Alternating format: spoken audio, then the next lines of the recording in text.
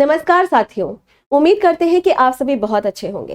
प्यारे बच्चों, हमारे पास बहुत सारे ऐसे कमेंट्स और बहुत सारे ऐसे मैसेजेस आते हैं जिसमें बच्चों का कुछ क्वेश्चन रहता है जिसका जवाब देना हमारे लिए भी थोड़ा सा मुश्किल पड़ जाता है। जैसे कि मैम, प्रक्रिया तो आपने हमें बता दी, तैयारी भी आपने हमें करवा दी, पर क्या एग्जाम हमारा अच्छे से सुचारू रूप से हो पाएगा?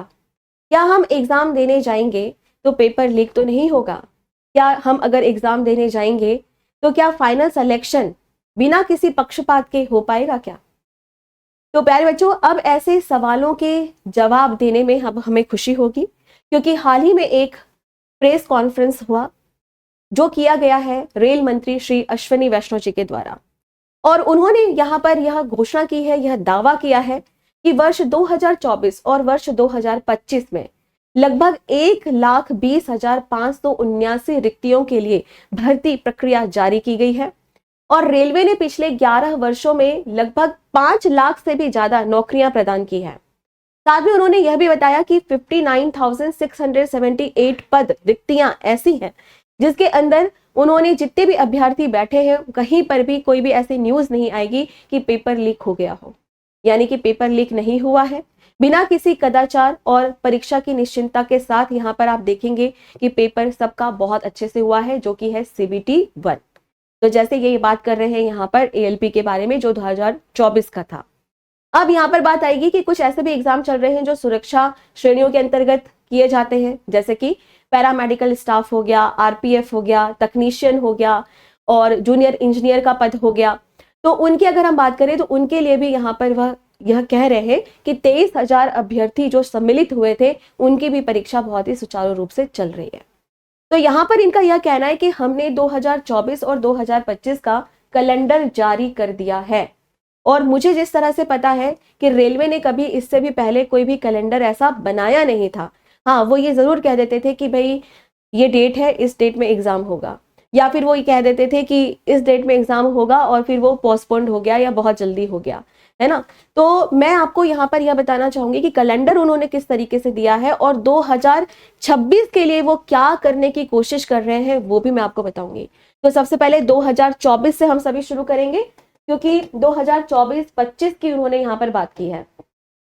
2024 की अगर आप यहाँ पर बात करो तो अलग अलग पदों के लिए उन्होंने यहाँ पर कुछ डाटाबेस इकट्ठे किए हैं और उन्होंने बताया है कि सबसे पहले ALP के पद के लिए CBT 1 हो गया है। ये 2024 के बारे में बात हो रही है। ओके, तो यहाँ पर ये कह रहे हैं कि हमने यहाँ पे रिक्तियां दी हैं, इतने अभ्यर्थी यहाँ पे बैठे थे, शहर अलग अलग थे, 15 भाषाओं में यह हमारा एग्जाम हुआ है। इसके बाद उन्होंने कहा टेक्नीशियन का पद है, उसके लिए भी रिक्तियां दी हैं, अभ्यर्थी कितने बैठे थे, शहर कितने थे और 15 भाषाओं में अलग अलग यहाँ पर एग्जाम हुआ है। इसके अलावा इन्होंने साथ में यहाँ पर यह भी बताया है कि जैसे अगर हम बात करते हैं डिफरेंट एग्जाम्स के बारे में, जैसे कि मान लो JEE के बारे में बात कर रहे हैं, RPF के बारे में बात कर रहे हैं, पैरामेडिकल श्रेणियों के बारे में बात कर रहे हैं, है ना, NTPC के बारे में बात कर रहे हैं, तो बिल्कुल उसी तरीके से इन्होंने बताया कि कितने अभ्यर्थी यहाँ पर बैठे, कितनी रिक्तियां थी, कितने शहर में हमने सेंटर बनाए और साथ में कितनी भाषाओं में यह एग्जाम हुआ। तो इसके बारे में यहाँ पर इन्होंने बताया है और इन्होंने साथ में यह भी कहा है यहाँ पर कि ALP, गैर तकनीकी और स्नातक के पदों के लिए जो द्वितीय चरण के CBT हैं उनकी भी कुछ प्रक्रिया यहाँ पर पूरी हो चुकी हैं, उनका भी इन्होंने कुछ इस तरह से डाटाबेस यहाँ पर बनाया। देन उसके बाद उन्होंने यहाँ पर बताया कि ALP के पद के लिए कंप्यूटर आधारित योग्यता यानी कि CBT 1 भी यहाँ पर पूरी हो चुकी है, उसका भी इन्होंने यहाँ पर विवरण दिया। ठीक है, इसके बाद आगे हम यहाँ पर बात करते हैं 2025 के कैलेंडर के बारे में। 2025 की अगर आप यहाँ पर बात करो तो उन्होंने साफ साफ यहाँ पर लिखा है कि 2025 का जो वार्षिक कैलेंडर है उसके अनुसार अगर आप देखें तो 28,463 रिक्तियां आ चुकी हैं, जो आपके लिए 7 केंद्रीकृत रोजगार अभिसूचना भी जारी यहाँ पर की गई है। तो यहाँ पर आप देख सकते हो कि ये 2025 की अगर हम बात करें तो सबसे पहले सहायक लोको पायलट हो गया, दूसरे नंबर पर तकनीशियन के लिए हो गया, फिर क्या हो गया पैरामेडिकल के लिए हो गया, फिर क्या हो गया अनुभाग नियंत्रण के लिए हुआ, जूनियर इंजीनियर और डिपो सामग्री जो अधीक्षक होते हैं उनके एग्जाम्स के लिए हो गया। फिर उसके बाद उन्होंने NTPC स्नातक लेवल के बारे में भी यहाँ पर बात की है और उसके बाद फिर से इन्होंने NTPC की बात की है।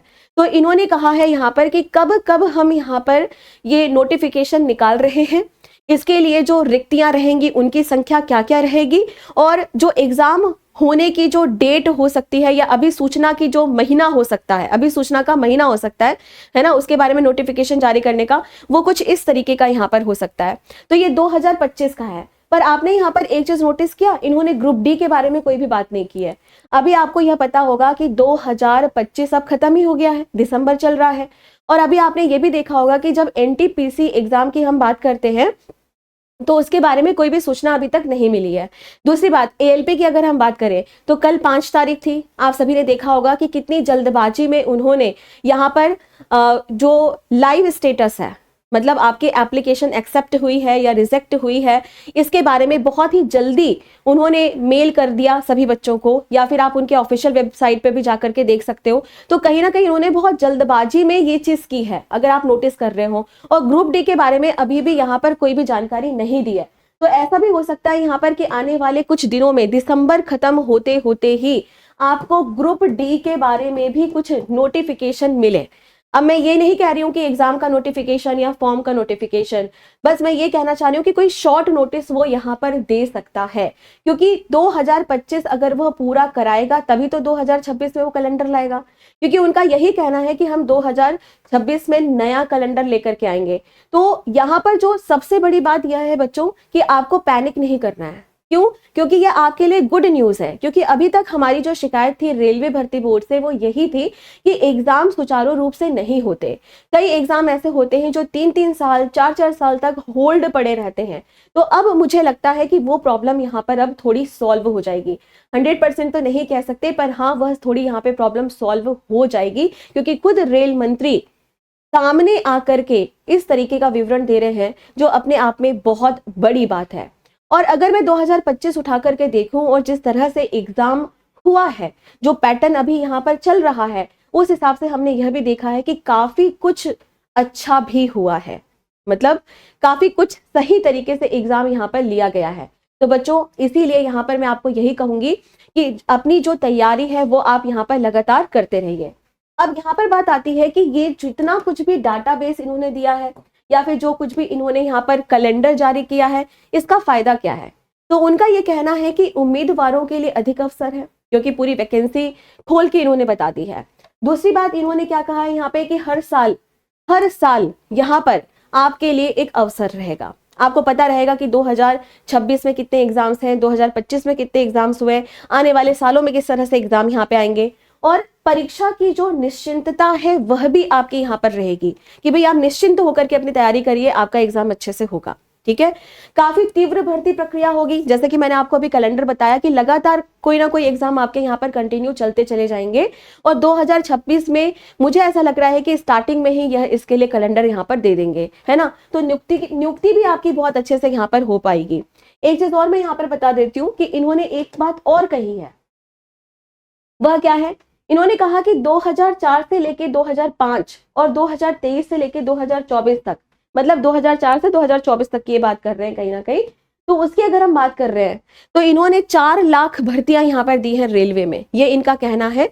और दूसरा कह रहे हैं 2025 तक की अगर हम बात करें तो इसको बढ़ा करके लगभग 5 लाख यहाँ पर वैकेंसीज इन्होंने दी है, ये इनका कहना है, जो कि अपने आप में एक बहुत ही बड़ी बात है। तो पर मैं आपको यही कहूंगी कि बस ये जो कैलेंडर है ये आपका आ चुका है।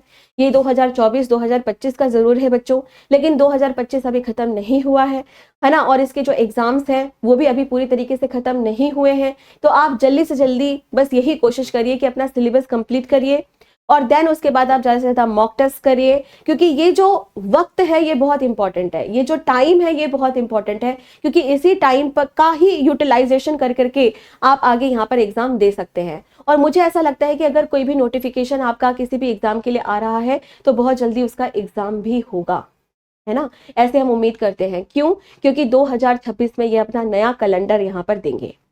तो ये छोटी सी जानकारी आप लोगों को मुझे यहाँ पर देनी थी, इसीलिए यह वीडियो है। अगर आपको वीडियो अच्छी लगी है तो कमेंट जरूर करें कि यह आपकी किस तरह से सहायता कर पा रही है।